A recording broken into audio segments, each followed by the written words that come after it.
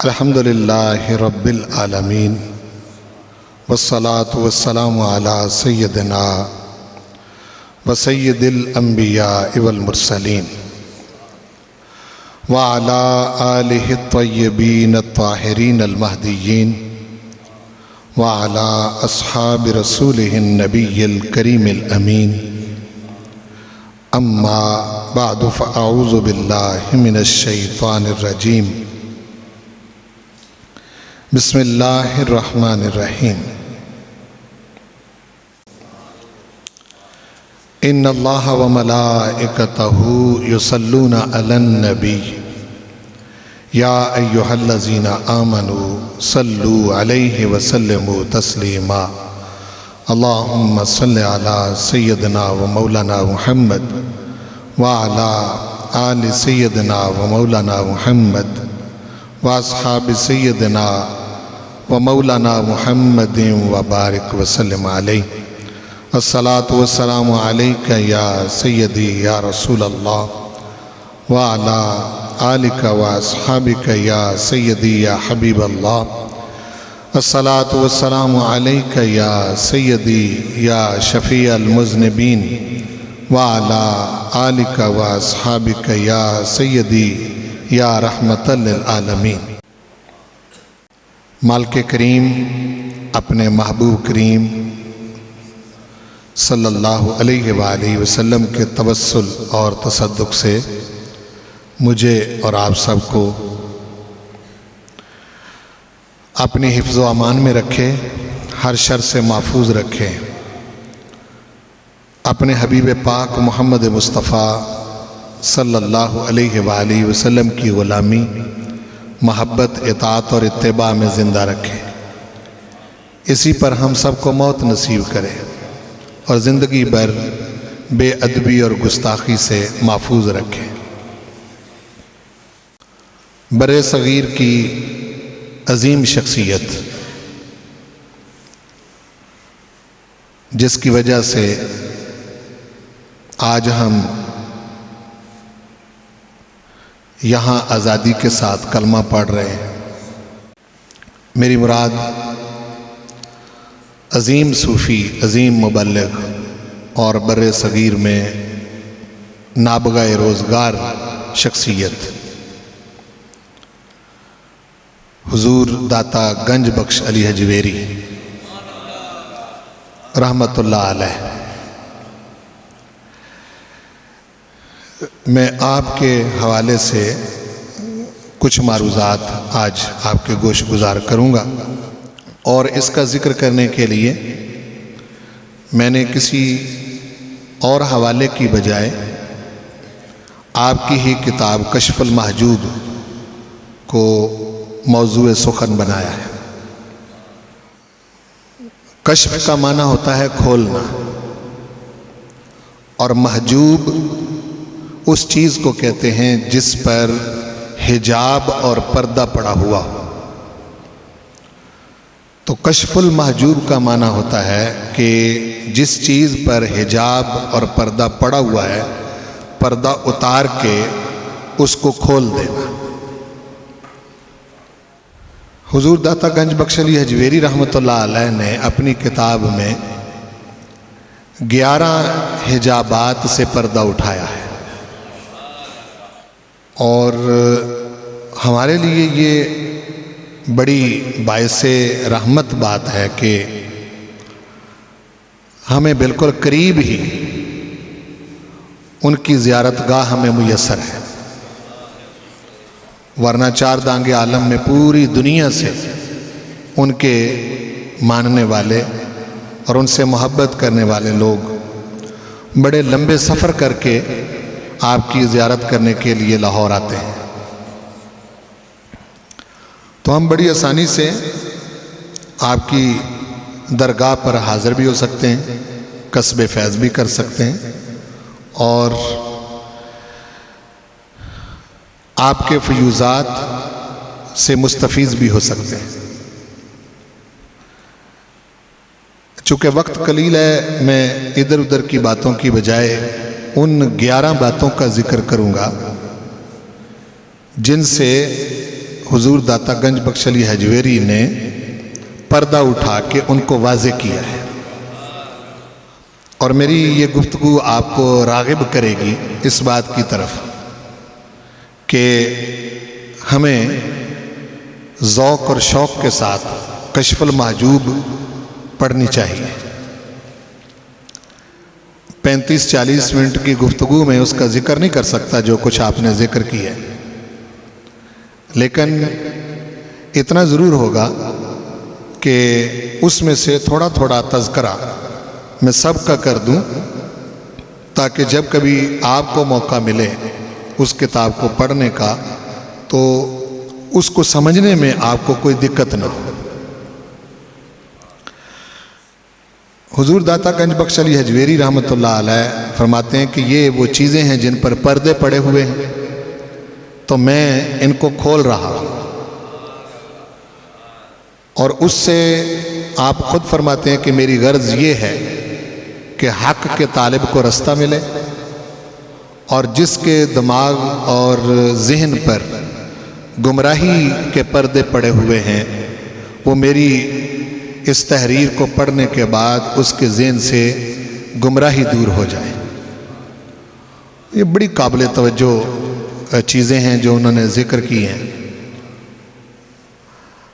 पहला पर्दा यानी पहला कश्फ़ हिजाब जिसका आपने ज़िक्र किया कश्फ़ुल महजूब में, वो है मार्फत इलाही के बाब में।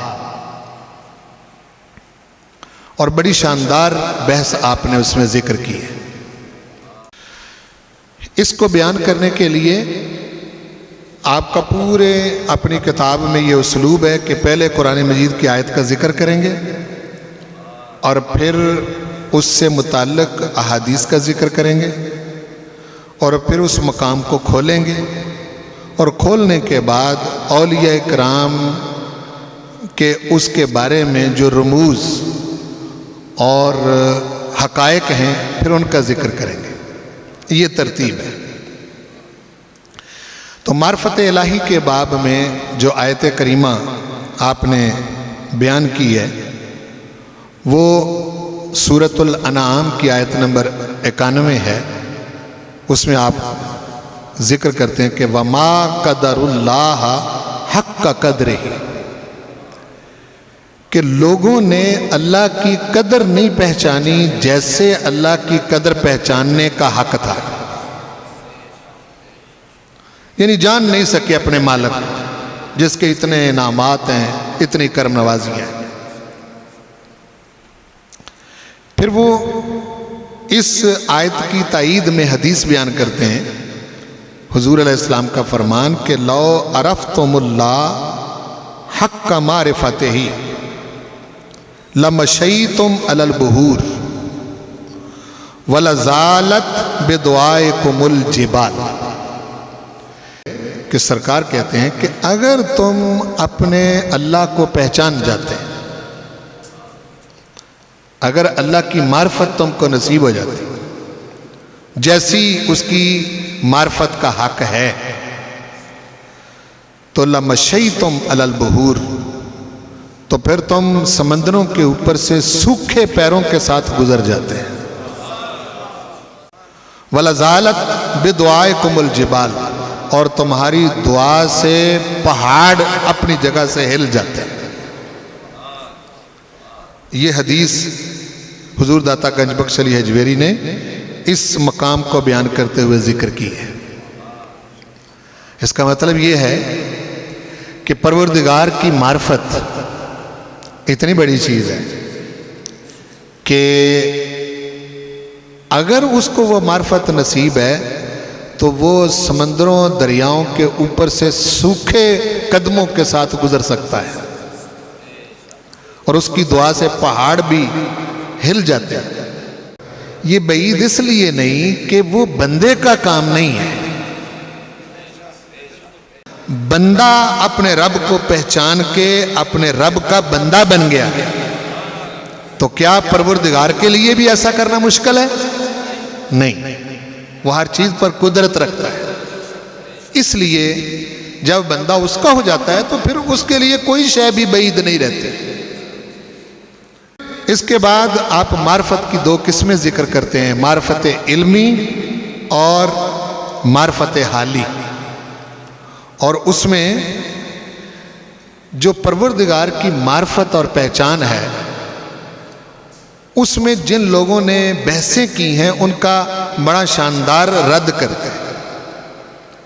کہتے ہیں کہ بعض لوگ کہتے ہیں کہ اللہ کی معرفت عقل سے مل جاتی ہے، تو سید حجویر کہتے ہیں کہ نہیں، عقل سے اس کی معرفت نہیں ملتی۔ قریب ہو سکتے ہیں چیزوں کو پہچان کے۔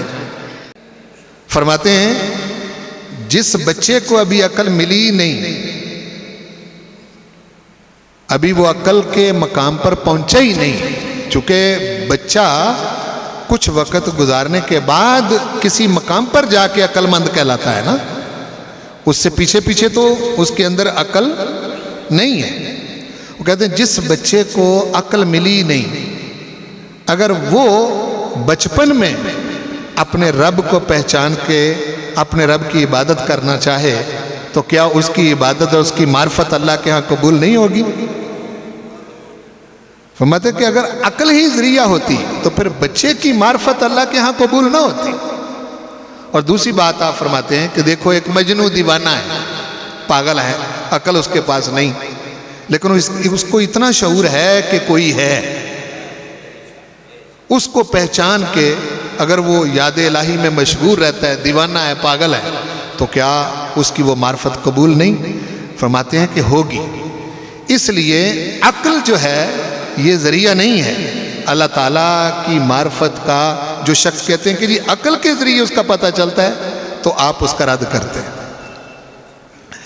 دوسرا آپ کہتے ہیں، کچھ لوگ کہتے ہیں کہ جی اللہ کی معرفت مل جاتی ہے کائنات کو دیکھ کر، آسمان دیکھو، زمین دیکھو، چاند دیکھو، تارے دیکھو، پھل دیکھو، پھول دیکھو، درخت دیکھو، سمندر دیکھو، زمین آسمان دیکھو، اس سے تم رب کو پہچان جاؤ۔ سید حجویر اس کا بھی رد کرتے ہیں۔ آپ فرماتے ہیں کیا کسی کے پاس اتنی کائنات کو دیکھنے کی جو نشانیاں دیکھنے والی بات ہے، یہ سب سے زیادہ تو ابلیس نے دیکھی تھی۔ جتنا اس کو پتا تھا کہ بھئی یہ آسمان ہے، یہ زمین ہے، اور یہ ساری چیزوں کو وہ جانتا تھا، اس کے باوجود ابلیس کو اپنے پروردگار کی معرفت نہیں تھی۔ تو اس سے پتہ چلا کہ یہ بھی ذریعہ نہیں۔ پھر آپ کہتے ہیں کہ کچھ لوگ کہتے ہیں کہ الہام کے ذریعے اللہ کی معرفت مل جاتی ہے، تو آپ اس کا بھی رد کرتے ہیں، کہتے ہیں نہیں، الہام صحیح بھی ہو سکتا ہے، غلط بھی ہو سکتا ہے۔ آخر میں وہ جو بات میں آپ سے دورہ قرآن میں یا مختلف مقامات پر ذکر کرتا رہتا ہوں وہ ذکر کیا آپ۔ فرمایا نہیں، یہ بندے کا کام نہیں ہے کہ وہ اپنی عقل کے ذریعے نہ کائنات کی نشانیوں کو دیکھ کر یا اپنے الہام کے ذریعے اپنے رب کو پہچانے۔ فرماتے ہیں نہیں، یہ صرف اللہ کا فضل ہے۔ اللہ بندہ دیکھتا ہے اور بندے کو دیکھ کر اس کے دل کا جائزہ لے کے اپنی توفیق کے ساتھ اس کو اپنی معرفت دیتا ہے۔ اور اس کو اگر میں دوسرے لفظوں میں کہوں تو وہ یوں کہ مجھے کسی عارف نے یہ بات بتائی تھی کہ سب سے پہلے کسی دل کو حضور پسند کرتے ہیں، پھر اللہ ہدایت دیتا ہے۔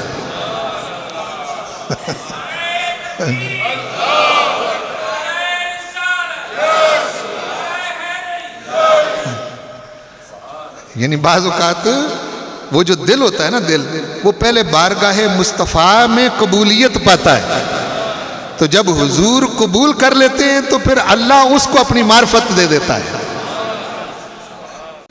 تو یہ ذکر کرنے کے بعد آپ ایک قول لاتے ہیں مولا علی کرم اللہ وجہ الکریم کا، جہاں وہ بات ختم کرتے ہیں، اور وہ درمیان میں بھی ہے اور اس کا آگے اسی کی پھر تشریح میں جاتے ہیں۔ فرماتے ہیں کہ مولا علی کا قول ہے، عرفت اللہ باللہ، میں نے اپنی عقل سے کائنات کی نشانیاں دیکھ کر یا اپنے الہام سے یا اپنی کسی کوشش سے اللہ کو نہیں پہچانا۔ فرمایا عرفت اللہ باللہ، میں نے اللہ کی مدد سے اللہ کو پہچانا ہے۔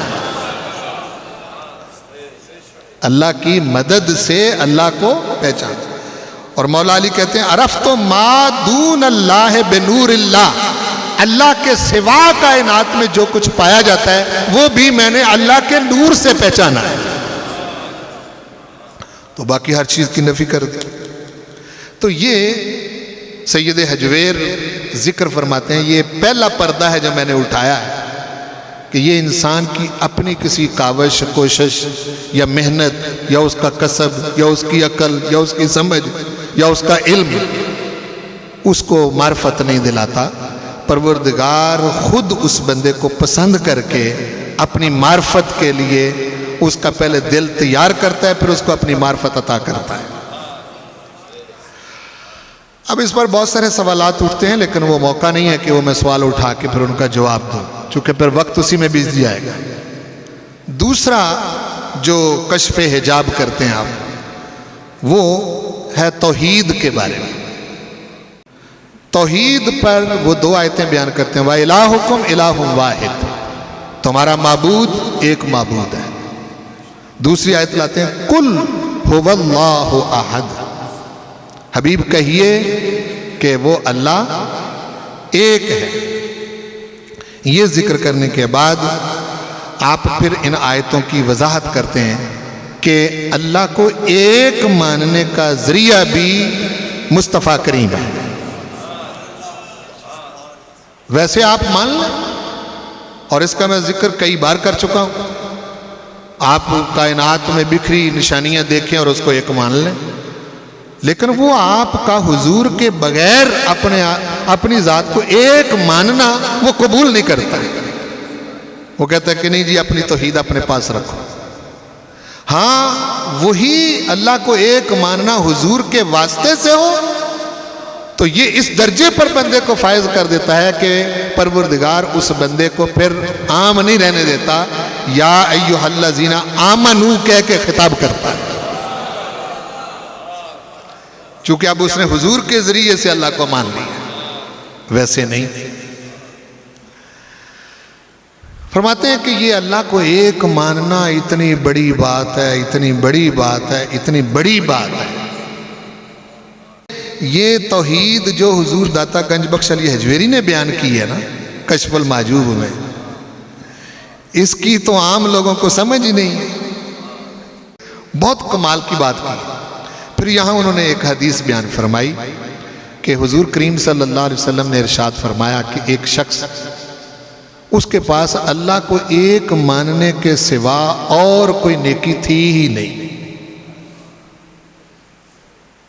یعنی اور کوئی نیکی تھی ہی نہیں اس کے پاس، لیکن اللہ کو وہ ایک مان رہا تھا، توحید پر ایمان تھا. وقت گزرتا رہا تو اس کی موت کا وقت قریب آیا تو وہ اپنے عزیزوں کو کہتا ہے کہ جب میں مر جاؤں اس وقت میری باڈی کو، میرے جسم کو جلا دینا، جلا کے اس کی باریک باریک راکھ کر دینا. وہ باریک باریک راکھ دو حصوں میں کر کے آدھی ہوا میں اڑا دینا اور آدھی پانی میں بہا دینا. سرکار نے فرمایا کہ وہ بندہ فوت ہو گیا، اس کے عزیزوں نے ایسے ہی کیا. وہ راکھ آدھی فضا میں ہوا میں اڑا دی، آدھی دریا میں بہا دی. اللہ پاک نے ہوا کو حکم دیا کہ وہ جو اس کے بکھرے ہوئے ذرے ہیں وہ اکٹھے کر کے میرے پاس لائے. پانی کو حکم دیا کہ اس کے جو ذرے تیرے پاس امانت ہیں وہ میرے پاس لاؤ. حکم الہی کی تائید میں پانی اور ہوا نے اطاعت کی اور اس کا پروردگار نے اس کو زندہ کر کے اپنے سامنے کھڑا کر کے پوچھا ایسا تو نے کیوں کیا ہے؟ یعنی یہ کام تو نے کیوں کیا ہے؟ وہ کہتا ہے میرے پروردگار تجھے ایک ماننے کے سوا اور میرے پاس کوئی نیکی نہیں تھی. میں ڈر گیا تھا تیری بارگاہ میں، تو میں نے کہا کہ میں بکھر جاؤں گا تو میرا کوئی پتہ نہیں رہے گا، تو اس طرح مجھے تیرا سامنا نہیں کرنا پڑے گا. فرمایا تجھے معلوم نہیں تھا کہ میں ہر شے پر قدرت رکھتا ہوں؟ میں نے تجھے دیکھ سامنے کھڑا کیا. تو پروردگار نے شاہ فرمایا یہ میرے خوف سے تو نے کیا تھا؟ وہ کہتا ہے ہاں جی، میں تجھ سے ڈر گیا، تیرا سامنا کرنے کے لائق نہیں تھا، لیکن مانتا میں تجھے ایک تھا۔ فرمایا مجھے ایک ماننے کی وجہ سے ہم تمہیں معاف کر رہے ہیں۔ یہ حدیث داتا گنج بخش علی حجویری نے توحید کے باب میں بیان کی ہے۔ یہ اتنی بڑی چیز ہے، اللہ کو ایک ماننا معمولی بات تو نہیں، یہ باطل کی نفی ہے۔ آپ نے پوری روح زمین میں ہر شے کو اپنے پروردگار کے سوا نفی کر دی کہ میرا معبود اور کوئی نہیں، معبود وہی ہے، عبادت کے لائق صرف وہ ہے۔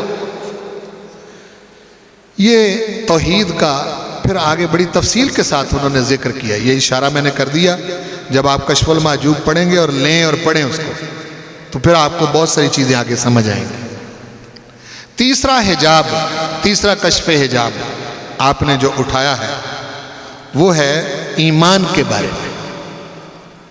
پہلا معرفت کے بارے میں، پھر توحید کے بارے میں، پھر ایمان کے بارے میں۔ وہاں وہ آیت کریمہ لائے ہیں، یا ایھا الذین آمنوا آمنوا باللہ ورسولہ، او ایمان والو اللہ اور اس کے رسول پر ایمان لاؤ۔ دیکھو سمجھے نہیں سمجھے اس مقام کو؟ خطاب کن کو ہے؟ ایمان والوں۔ بھئی وہ ان کے اندر ایمان ہے تو یا ایھا الذین آمنوا ہے نا، لیکن ایمان ہونے کے باوجود کہا جا رہا ہے کہ آمنوا باللہ ورسولہ۔ وہ جو مطلوب ایمان ہے، جس لیول کا ہونا چاہیے، جس درجے کا ایمان ہونا چاہیے، اے ایمان والو ابھی وہ تمہیں نصیب نہیں ہے۔ اللہ اور اس کے رسول کو مانو، ایمان لاؤ، ہو تو تم ایمان والے ہو، لیکن تمہارے ایمان کا لیول وہ نہیں، درجہ وہ نہیں۔ مانو جس طرح ماننے کا حق ہے۔ بھئی جتنے بندے بیٹھے ہوئے ہیں، ہم کسی کو بے ایمان تو نہیں نہ کہہ سکتے، کہ کہہ سکتے ہیں یہاں اس نکر سے لے کے وہاں تک بیٹھے ہوئے ہیں، لیکن اگر ہمارے پاس کوئی سالڈ چیز ہو ترازو تولنے والی، تو کیا ہم سب کے ایمان کو چیک کر سکتے ہیں، کو تول سکتے ہیں؟ تو کیا سب کا ایمان ایک جیسا ہے درجے میں؟ بولو نہیں ہے، ہر ایک کے ایمان کا تفاوت ہے۔ کسی کے پاس 1 درجے کا ایمان ہے، کسی کے پاس 5 درجوں والا ایمان ہے، کسی کے پاس 10 درجوں والا ایمان ہے، کسی کے پاس 20 درجوں والا ایمان ہے، کسی کے پاس 50 درجوں والا ایمان ہے۔ خود سرور کونین نے ایمان کے 72 درجے بھی ذکر کیے۔ تو ایمان والوں کو کہا جا رہا ہے مومن تو تم ہو لیکن مومن نہیں ہو۔ جس طرح کا ایمان ہونا چاہیے وہ تمہارے پاس نہیں ہے، ایمان لاؤ، بندے بنو۔ مومن ہو کر تمہارے پاس وہ ایمان نہیں، ایمان سمجھا رہے ہیں۔ ایمان کے اوپر سے جو پردہ پڑا ہوا ہے، سید حجویر اس پردے کو ہٹا کے بتا رہے ہیں ایمان کیا۔ پھر آپ فرماتے ہیں کہ ایمان بندے کا فعل ہے، لیکن اللہ کی توفیق سے۔ بندے کا فعل ہے لیکن اللہ کی توفیق سے۔ اس میں پھر وہی بات کروں گا کہ ایمان کا مرکز و محور ذات مصطفیٰ ہے، یعنی ان سے ہٹ کے کوئی ایمان نہیں، ان سے لا تعلق ہو کر کوئی ایمان نہیں، ان سے بے نسبت ہو کر ایمان کا کوئی وجود ہی باقی نہیں رہتا۔ آپ خود ایمان ہیں، ایمان آپ کے ساتھ جڑا ہوا ہے۔ بلکہ میں ذکر کروں اسی درویش کامل کی جن کا میں نے پہلے ذکر کیا، انہوں نے فرمایا کہ ایمان حضور خود عطا کرتے ہیں، ایمان حضور خود عطا کرتے ہیں، اور اگر بندہ ایمان پر رہے، ان کے ساتھ نسبت قائم رکھے، تو حضور اس کے ایمان کو بچاتے بھی۔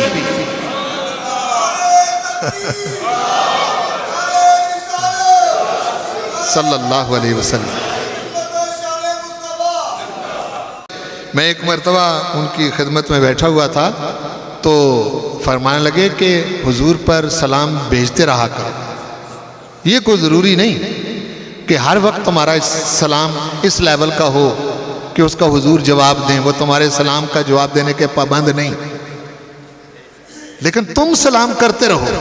اگر کسی وقت ایسا ہو گیا کہ تمہاری زندگی میں ایک بار بھی حضور نے تمہارے سلام کا جواب دے دیا تو اس کی کم از کم ضمانت یہ ہے کہ دنیا سے ایمان کے ساتھ جاؤ گے۔ تو اس کا مطلب یہ ہے کہ سلامتی کی ضمانت مل گئی کہ اب تمہارا ایمان بچ جائے گا، یہ گارنٹی ہوگی۔ چوتھا کشف حجاب جو سید حجویر کشف المحجوب میں ذکر کرتے ہیں، آپ فرماتے ہیں کہ یہ نجاست سے پاک ہونے کے بارے میں ہے، پلیدی سے، ناپاکی سے، نجاست سے پاک ہونے کے بارے میں۔ یہ شان بھی پروردگار نے حضور کے غلاموں کو ہی دی ہے، تو باقی لوگ کہاں اس کا اہتمام کرتے ہیں؟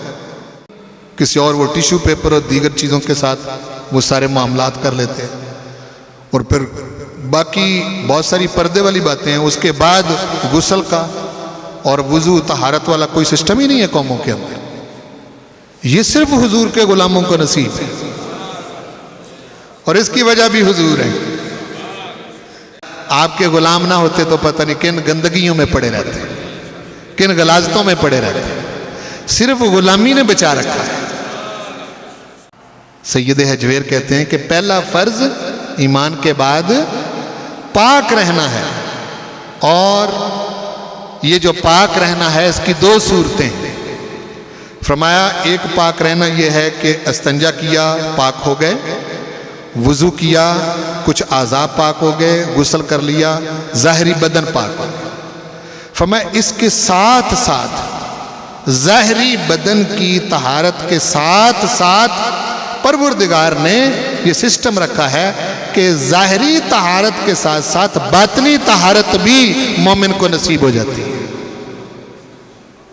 اور اس پر اس نے رہنا ہے۔ صرف وضو نہیں کرنا، اس کو پتہ ہے کہ میں نے مسح کیا ہے سر کا، میں نے اپنی آنکھوں کو پاک رکھنا ہے، زبان کو پاک رکھنا ہے، کانوں کو پاک رکھنا ہے، ہاتھوں کو پاک رکھنا ہے، پیروں کو پاک رکھنا ہے۔ ناپاکی کے ٹھہرے ہوئے حمل بھی مسئلہ بناتے ہیں۔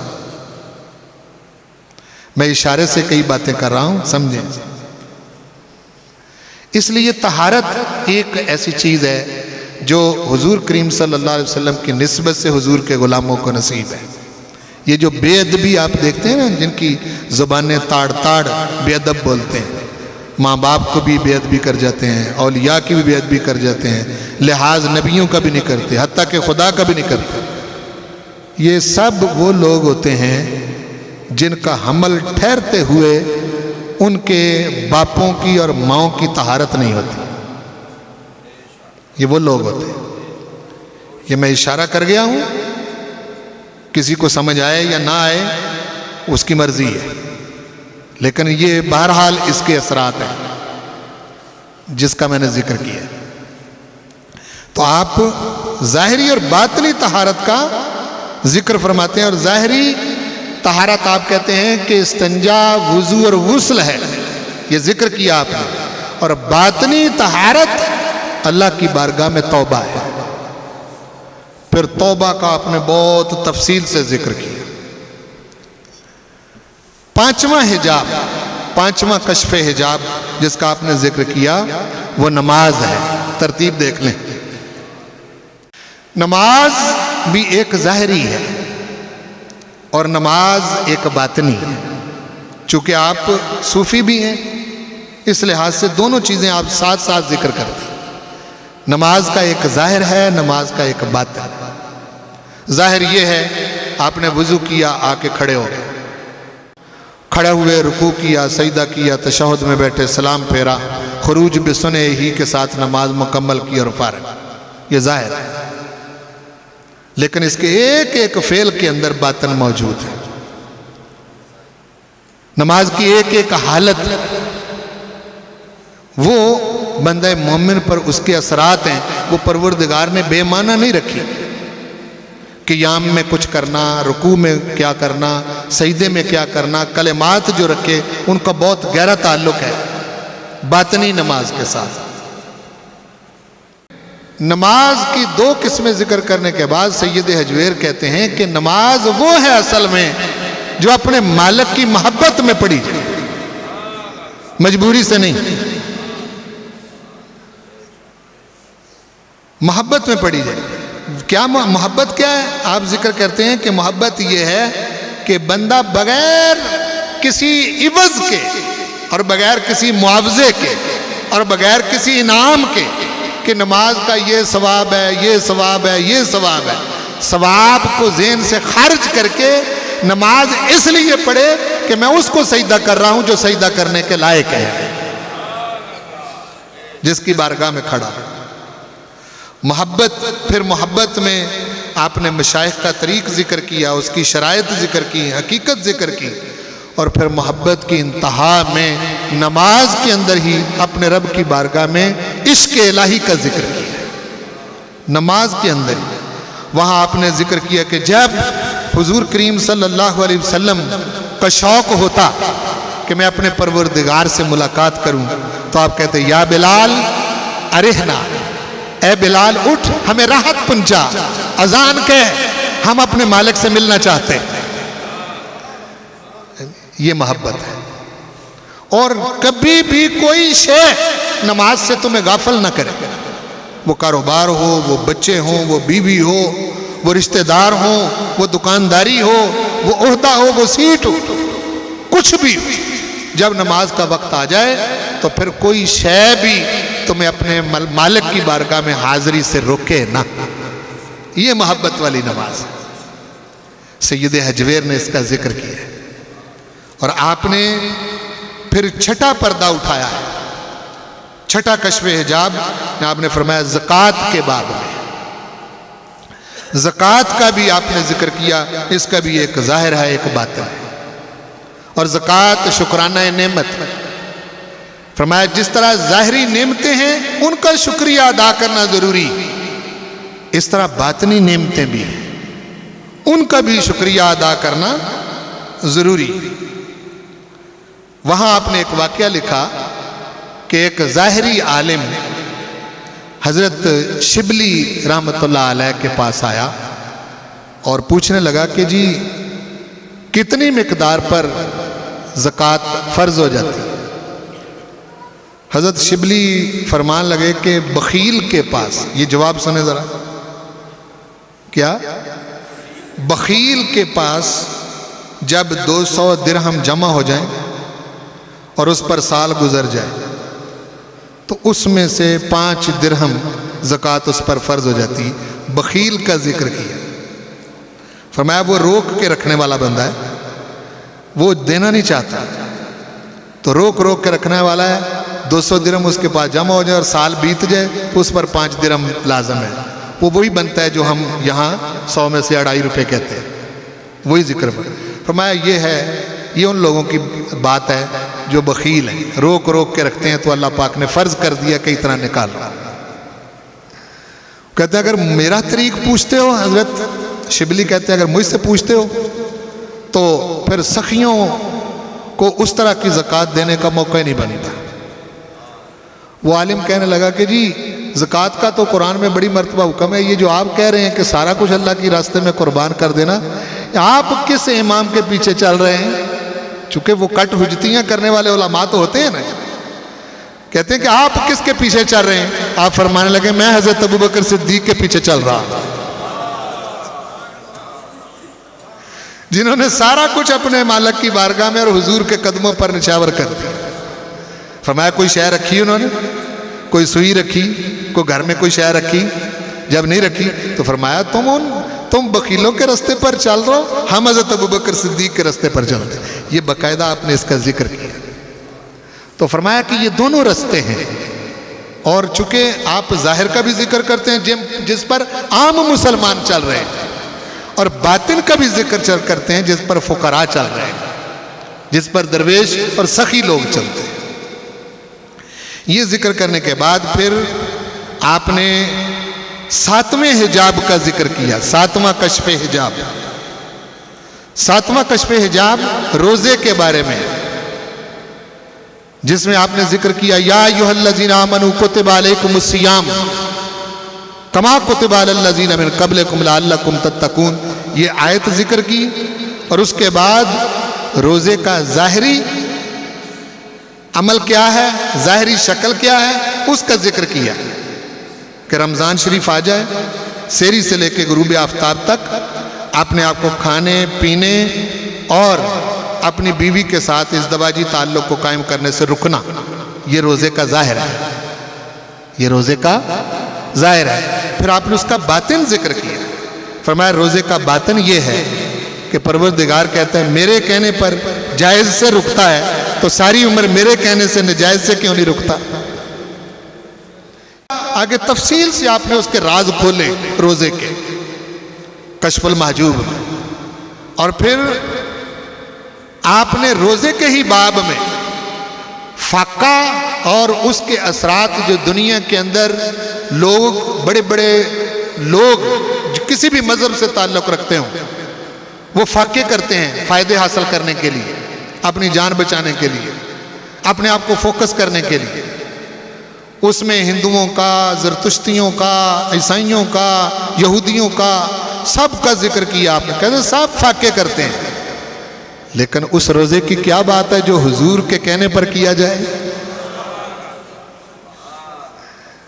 हाँ जी, यानी वो फरमाते हैं कि फाके तो वो भी करते हैं, आज दुनिया फाके नहीं करती। और बोलो भाई, जिसका पेट बढ़ जाए, हाँ जी, बीमारियां चिमट जाएं, तो उसको कहते हैं जी रोटी कम करो, अपने आप को ज़रा बचाओ, हर वक्त खा ही रहे हो। तो फिर इतनी एहतियात करते हैं, इतनी एहतियात करते हैं कि फिर कुछ भी नहीं खाते हैं डॉक्टर के कहने से, कि सारी कायनात का तबीब आज़म तो खुद मुस्तफ़ा है, जिन्होंने अपनी उम्मत की इस हवाले से तरबियत की है। आठवां कश्फ हिजाब आपने जिक्र किया हज का। फरमाया हज बैतुल्लाह शरीफ की ज़ियारत करने का नाम नहीं, ये जिक्र किया बकाया। फरमाया हज इस शय का नाम नहीं कि खर्चा करके जाके बैतुल्लाह शरीफ को सिर्फ तक आओ और देख आओ तो ये हज है। फरमाया नहीं, एक ज़ाहिरी आंख है जिससे बैतुल्लाह तुम देखते हो, बैतुल्लाह शरीफ की ज़ियारत करते हो, और ज़ियारत करने वाले जानते हैं कि बैतुल्लाह शरीफ की उस अमारत का बंदे पर कितना असर पड़ता है और कितना रोब पड़ता है, ये है या नहीं, बोलो ना। और उसके ऊपर उस वक़्त परवरदिगार की अनवार तजल्लियात की बारिश हो रही है और नज़र ज़्यादा देर ठहरती नहीं, उस वक़्त आपके ऊपर हैबत तारी होती है। फरमाया जिस पर गैबी तौर पर अनवार तजल्लियात की बारिश हो रही है, तो बैतुल्लाह शरीफ को देखने वाले तेरी ये हालत हो गई है, अगर वो ज़ात खुद तेरे सामने आ जाए तो फिर तेरा अशर क्या होगा, कि बंदा बातनी तौर पर मुशाहदे में आए। फरमाया एक ज़ाहिरी आंख है, एक दिल की आंख है, ज़ाहिर से बैतुल्लाह को देखे, दिल से अपने परवरदिगार की ज़ात से उसका दिल रोब से भर जाए कि मैं किसका बंदा हूं, कहां आ गया हूं, किस ज़ात में पहुंचा हूं। और इसमें कोई शक नहीं है कि ये वही शख्स जान सकता है। मैंने कहा था किसी मौके पर कि 1000 वाज वो असर नहीं करते जो बैतुल्लाह शरीफ पर एक निगाह डालें तो असर हो जाता है, 1000 तकरीरें वो असर नहीं करती जो गुंबद खजरा को एक बार तक लेने से बंदे पर असर हो जाता है। 8वें हिजाब के बाद और फिर इसका जिक्र करते हैं कि एक हज का ज़ाहिर है बिल्कुल हज़रत इब्राहीम अलैहिस्सलाम के ज़ाहिरी जिस्म और बातनी जिस्म की तरह। सैयद हजवेर ने फिर इसके बाद जिक्र किया नामा हिजाब, नामा कश्फ हिजाब, वो सोहबत और उसके आदाब और अहकाम के बारे में। वो पूरी जिंदगी अपनी जिंदगी पर पहरा देना, इतने काम करने के बाद अपनी जिंदगी पर बोलो पहरा देना, زندگی پر پہرا دینا، اس میں آپ گھر میں ہوں تب، سفر میں ہوں تب، دفتر میں ہوں تب، دکان پر ہوں تب، بازار میں ہوں تب، عزیزوں کے پاس بیٹھے ہوں تب، ہر وقت آپ محسوس کریں کہ میرے اوپر کوئی پہرے دار ہے۔ اور کسی کامل کی صحبت میں رہنا، کیا؟ کسی کامل کی صحبت میں رہنا اور تنہائی سے بچنا۔ ابتدا میں تنہائی سے میں بالکل اس بات کی تائید کرتا ہوں کہ آج کل تنہائی میں رہنے والے لوگ زیادہ غلطیوں میں مبتلا ہیں۔ صحبت میں رہیں، کسی کامل کی صحبت میں رہیں۔ وہاں آپ نے ذکر کیا حضرت جنید بغدادی کا ایک مرید تھا، تو کچھ وقت آپ کی صحبت میں رہنے کے بعد وہ کہنے لگا کہ مجھے تو کوئی درجہ کمال حاصل ہو گیا، اب میں اکیلا بھی رہ سکتا ہوں۔ تو جب اکیلا جا کے رہنے لگا، خواب دیکھا، خواب میں کوئی اونٹ لے کے آیا، اس نے کہا کہ جی اونٹ پر سوار ہوں، آپ کو جنت کی سیر کروانی ہے۔ وہ اونٹ پر سوار ہوا، گیا، باغات دیکھے، وہاں خوبصورت چہرے دیکھے، پھول پھل سارا کچھ دیکھے۔ کچھ چند دن اس نے یہ زیارت کرتا رہا، اس کے بعد مغرور ہو گیا اور لوگوں کو بتانے لگا کہ میرا ظاہر یہ ہے اور باطن یہ ہے کہ مجھے خواب میں بھی جنت دکھائی جاتی ہے۔ حضرت جنید بغدادی سے کسی نے آ کے بتایا کہ وہ آپ کا مرید تھا اور اس کی صورتحال یہ ہو گئی۔ آپ اس کے پاس گئے، فرمایا کیا لوگوں کو کہتے پھرتے ہو؟ وہ کہتا ہے کہ جی یہ میں جھوٹ نہیں بول رہا، میں بالکل یہ دیکھ رہا ہوں۔ ایک بندہ آیا، اس نے کہا کہ سواری پر سوار ہو جاؤ، تمہیں جنت دکھانی ہے، اور یہ کچھ میں نے دیکھا ہے۔ فرمایا اب تمہیں یہ خواب آئے تو لا حول ولا قوت الا باللہ العلی العظیم پڑھ لینا۔ مغرور تھا، اس نے نہ پڑھا نہ، لیکن وہی صورتحال ہوئی تو ایک دن تجربے کے طور پر پڑھنا، کہنے لگے چلو دیکھ تو سے ہیں، لا حول ولا قوت الا باللہ العلی العظیم پڑھا تو وہی وہ سواری اور جو آیا تھا وہ آگ بن کے اڑ گیا اور یہ گندگی میں پڑا ہوا۔ تو حضرت جنید بغدادی کے پاس آیا، فرمانے لگے وہ شیطان تھا جو تجھے جنت کی سیر کروا رہا تھا، اور اکیلے ہی کامل بنے بیٹھے۔ کسی کامل کی صحبت میں رہنا، اس کا آپ نے پھر ذکر کیا۔ 10واں کشف حجاب آپ نے فرمایا کہ وہ ایک ایسا باب ہے، 10واں، وہ مشائخ کے اقوال ہیں۔ وہ ہر فن کے کچھ راز ہوتے ہیں۔ کوئی بھی شخص، آپ کاریگر ہیں، میں آپ کو تھوڑا سا سمجھاتا ہوں، کوئی بھی آپ کام کرتے ہیں، اس کی کچھ نہ کچھ باریک سی، وہ جس کو پنجابی میں کہتے ہیں کنڈیاں ہوتی ہیں نہیں ہوتی؟ وہ دوسرا بندہ نہیں جانتا کہ جانتا ہے؟ بولو نا بھائی۔ وہ یاد آ گیا اچانک، ہمارے یہاں ایک دوست ہوتے تھے صوفی محمد امین نقشبندی رحمۃ اللہ پاک ان کو جنت نصیب کرے۔ مجھے ملنے کے لیے چلے گئے تو میں بچوں کو پڑھا رہا تھا، اور پڑھا رہا تھا شرح میات عامل، وہ کتاب ہے، ترکیب کروا رہا تھا۔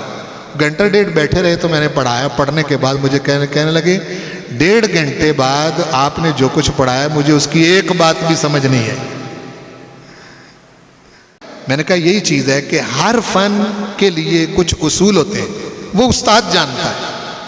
یہ جو باطن ہے نا، جو دل ہے، اس کی اصلاح کے لیے بھی الگ سے اللہ نے ڈاکٹر اور طبیب رکھے ہیں، وہ جانتے ہیں۔ میں دکانداروں کی اور ڈرامے بازوں کی بات نہیں کر رہا، اولیاء کی بات کر رہا۔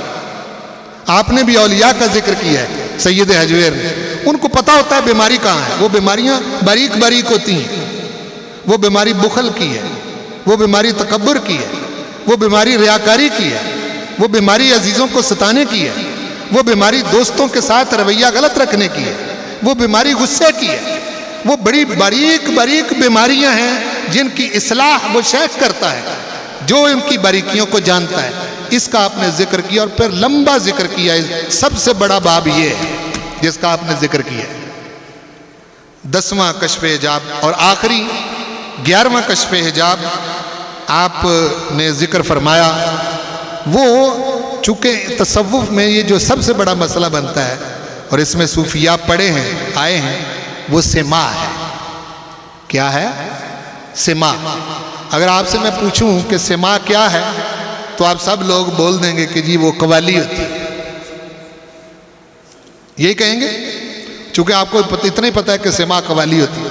حضور داتا گنج بخش علی اجویری نے یہ باب باندھا ہے پورا سما پر، چونکہ جو لوگ بھی اس رستے پر چلتے ہیں ان کا پھر ذوق اور شوق بڑھتا ہے، ان کا کچھ سننے کو جی چاہتا ہے. بڑی پیاری بحث آپ نے کی ہے اس میں اور کمال ہے. مجھے اس سے بہتر بحث سما کے حوالے سے کہیں نہیں ملی.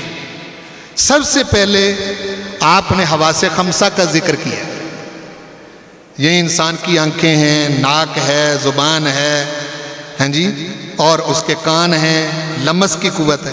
آپ نے فرمایا یہ 5 لذتیں ہیں، ان میں سے ایک لذت سما کی. ایک لذت سما. جس طرح آپ کھانا ٹیسٹی لگتا ہے، اس طرح بعض اوقات کانوں کو وہ سر بھی اچھی لگتی ہے. ذکر کیا، فرمایا اس کا انکار نہیں کیا جا سکتا. وہاں آپ نے یہ ذکر کہ عربوں نے اونٹوں کو سر سنا کے کئی کئی میل کا سفر کروا دیا اور اونٹ کو پیاس نہ لگی. یہ ذکر کیا ہے. جانوروں پر بھی اس کے اثرات ہو جاتے ہیں. کیا قرآن مجید میں ایسا نہیں ہے کہ حضرت داؤد علیہ السلام زبور پڑھتے تھے تو پرندے اور جانور اور پہاڑ آپ کے ساتھ مل کر اللہ کی تسبیح کرتے تھے؟ ہے نا؟ یہ ذکر کیا آپ نے. اور اس کے بعد آپ نے فرمایا سب سے اعلیٰ سما. سنو ذرا سید حجویر کا نقطہ نظر. سب سے اعلیٰ سما اس بندے کا ہے جو پروردگار کا کلام قرآن مجید سنتا ہے. سن رہے ہیں؟ سب سے اعلیٰ سما اس بندے کا ہے جو کلام اللہ سنتا ہے، اللہ کا کلام سنتا ہے. پھر آپ فرماتے ہیں دوسرے درجے پر پھر اچھا شعر آ جاتا ہے جس سے بندے کے دل کے اندر اللہ کی محبت اور رسول پاک کی محبت جوش مارتی ہے. اس کی تائید کی ہے آپ نے. پھر آپ نے فرمایا کہ کوئی شعر قرآن پڑھنے والا سریلا ہو اور خوش الحان ہو تو اس کے دل پر بڑے اثرات ہوتے ہیں. وہ سفر جو سالوں میں طے نہیں ہوتا، وہ کسی سریلے بندے سے اچھا شعر، اچھی آیت سن کے قدم اٹھانے کے ساتھ وہ سفر طے ہو جاتا ہے. پھر آپ فرماتے سما کے پھر احکام بیان کیے، مشائخ کے اقوال ذکر کیے. پھر وہ سما جو آپ کو غلط رستے پر ڈال دیتا ہے، گانا سننا، عورتوں کی آوازیں سننا اور شعر ایسے سننا جس سے ہوس بڑھ کے دل اللہ اور رسول کی طرف سے ہٹے، جس طرح گانے سنتے ہیں اور دیگر. اس کی آپ نے مذمت کی ہے. مذمت کرنے کے بعد پھر وجد کا ذکر کیا ہے، پھر وجود کا ذکر کیا ہے، پھر تواجد کا ذکر کیا ہے. پھر وہ قرآن اور شعر سننے کے بعد جو رقص کرتے ہیں لوگ، اس کا ذکر کیا ہے. پھر کپڑے پھاڑنے کا ذکر کیا ہے.